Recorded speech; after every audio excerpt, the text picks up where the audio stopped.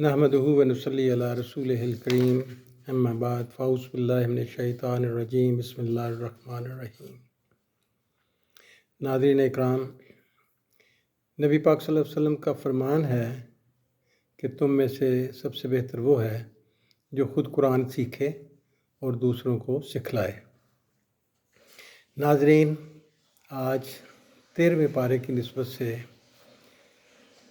13ویں روزے کی نسبت سے 13ویں پارے کا خلاصہ لے کر جمشید ملی آپ کی خدمت میں حاضر ہے۔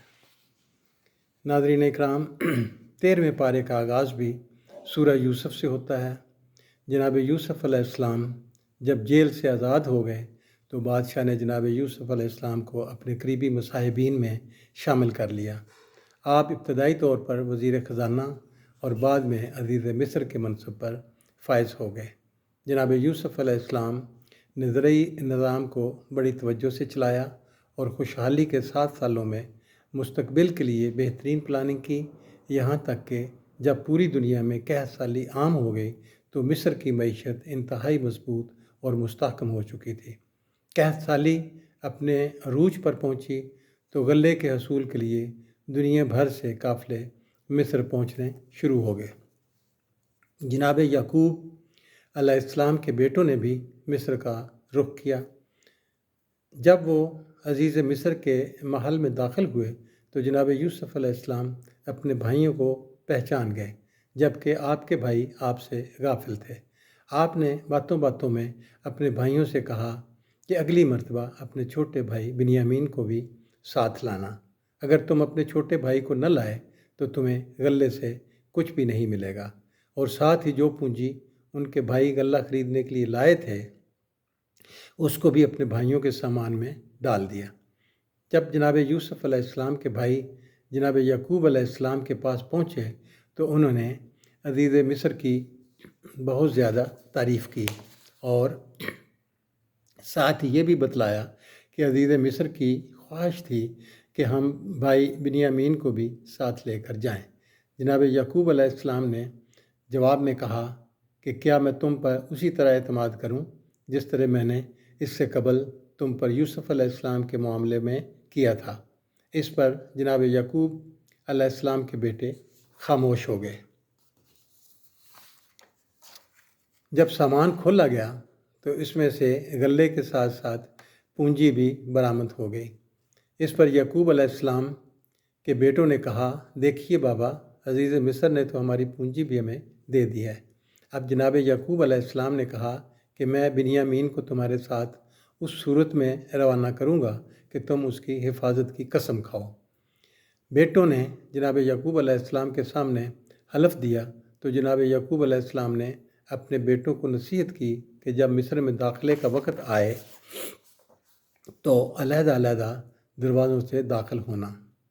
جب یوسف علیہ السلام کے بھائی دوبارہ ان کے پاس پہنچے تو جناب یوسف علیہ السلام نے جناب بنیامین کو علیحدہ ایک طرف کر لیا اور ان سے کہا کہ میں آپ کا بھائی یوسف ہوں۔ اس کے بعد یوسف علیہ السلام نے اپنا پیالہ جناب بنیامین کے سامان میں رکھوا دیا۔ جب قافلہ روانہ ہونے لگا تو اعلان کروایا گیا کہ قافلے والو، تم چور ہو۔ جناب یعقوب علیہ السلام کے بیٹوں نے جواب دیا کہ اللہ کی قسم، ہم زمین پر فساد پھیلانے نہیں آئے اور نہ ہی ہم چور ہیں۔ اس پر ان سے کہا گیا کہ اگر تم میں سے کسی کے سامان سے بادشاہ کا پیالہ برآمد ہو گیا تو اس کی کیا سزا ہوگی؟ جواب میں جناب یوسف علیہ السلام کے بھائیوں نے کہا کہ اس کی سزا یہ ہے کہ جو مجرم ہوگا وہ خود اپنے کیے کا ذمہ دار ہوگا۔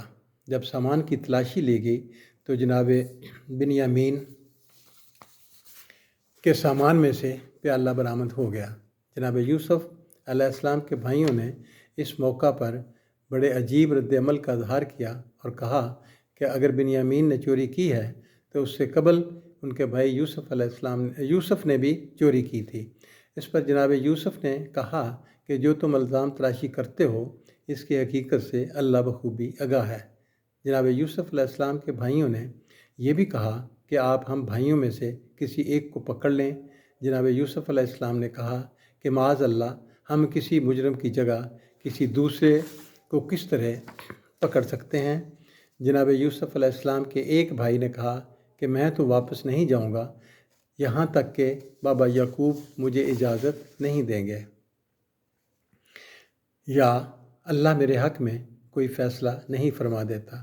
जनाब यूसुफ के भाई जनाब याकूब के पास पहुँचे और उनको जनाब बिन्यामीन की गिरफ़्तारी की खबर दी तो जनाब याकूब अलैहिस्सलाम ने बुलंद आवाज़ से जनाब यूसुफ अलैहिस्सलाम का नाम लिया और आप इतनी शिद्दत से रोए कि आपकी बिनाई भी चली गई। जनाब याकूब ने अपने बेटों को नसीहत की कि आप अल्लाह की रहमत से नाउमीद न हों और जनाब यूसुफ अलैहिस्सलाम और उनके भाई को तलाश करें। अब जनाब यूसुफ के भाई दोबारा मिस्र आए तो उन्होंने जनाब यूसुफ अलैहिस्सलाम के पास आकर अपनी गुर्बत की शिकायत की और सदक़े का तकाज़ा किया। तो जनाब यूसुफ ने पूछा, क्या आप भूल गए जो आपने अपने भाई यूसुफ के साथ किया? भाइयों ने कहा कि आप यूसुफ को कैसे जानते हैं? कहीं आप ही तो यूसुफ नहीं? कहा, मैं यूसुफ हूँ और ये मेरा भाई है। अल्लाह ने हम पर एहसान किया। बेशक जो सब्र और तकवा को अख्तियार करता है तो अल्लाह नेकोकारों के अजर को ज़ाया नहीं करता। इस मौका पर जनाब यूसुफ अलैहिस्सलाम के भाई इंतहाई शर्मसार हुए और उन्होंने आपसे मुआफ़ी चाही। तो जनाब यूसुफ अलैहिस्सलाम ने कहा, तुमसे कोई मुआख़ज़ा नहीं होगा और अल्लाह भी तुम्हें मुआफ़ करे। जनाब यूसुफ अलैहिस्सलाम ने अपने भाइयों को अपनी कमीज़ उतार कर दी और कहा कि जनाब याकूब अलैहिस्सलाम के चेहरे पर डालना, उनकी बिनाई वापस आ जाएगी और आइंदा उनको भी अपने हमरा लाना। जनाब याकूब के बेटे जब आपकी कमीज़ लेकर रवाना हुए तो जनाब याकूब ने अपने घर में मौजूद अफराद से मुखातब होकर कहा कि मुझे बेटे यूसुफ की खुशबू आ रही है। जब मिस्र से आपके बेटे आए और उन्होंने आपके चेहरे पर कमीज़ डाली तो जनाब याकूब की बिनाई वापस आ गई। सब अहले खाना मिस्र को रवाना हुए। जब जनाब यूसुफ अलैहिस्सलाम के पास पहुँचे तो आपने जनाब याकूब को तख्त पर बिठा लिया। जनाब याकूब और उनके 11 बेटे जनाब यूसुफ के सामने झुक गए। उस शरीयत में ताज़ीमी सजदा जायज़ था जबकि मुसलमानों के लिए ताज़ीमी सजदा मना है। हज़रत यूसुफ अलैहिस्सलाम ने इस मौका पर परवरदिगार आलम का शुक्र अदा किया और दुआ मांगी कि ऐ मेरे परवरदिगार, मुझे इस्लाम पर मौत देना और सालेहीन के साथ मिला देना। जनाब यूसुफ अलैहिस्सलाम का वाक़या अरूज व ज़वाल की एक दास्तान और सब्र व इस्तकामत की दस्तावेज़ है। इससे ये सबक मिलता है कि अल्लाह सब्र का फल ज़रूर देता है, चाहे उसमें कुछ देरी हो। इसके बाद सूरह राद है। आगाज़ में अल्लाह ताला ने अपनी नेमतें जतलाते हुए बतलाया कि अल्लाह ताला ने इंसानों के लिए अनवा व इक़साम के फल पैदा किए। अल्लाह ताला ने इरशाद फरमाया कि अल्लाह ने हर कौम में एक हादी मबूस फरमाया। ये भी बतलाया कि बिजली की कड़क अल्लाह ताला की हम्द व सना करती है और फरिश्ते अल्लाह के खौफ से कांपते हैं। फरमाया कि दिलों का अमन और सुकून अल्लाह के ज़िक्र और उसकी याद से हासिल होता है। इसके बाद सूरह इब्राहीम है।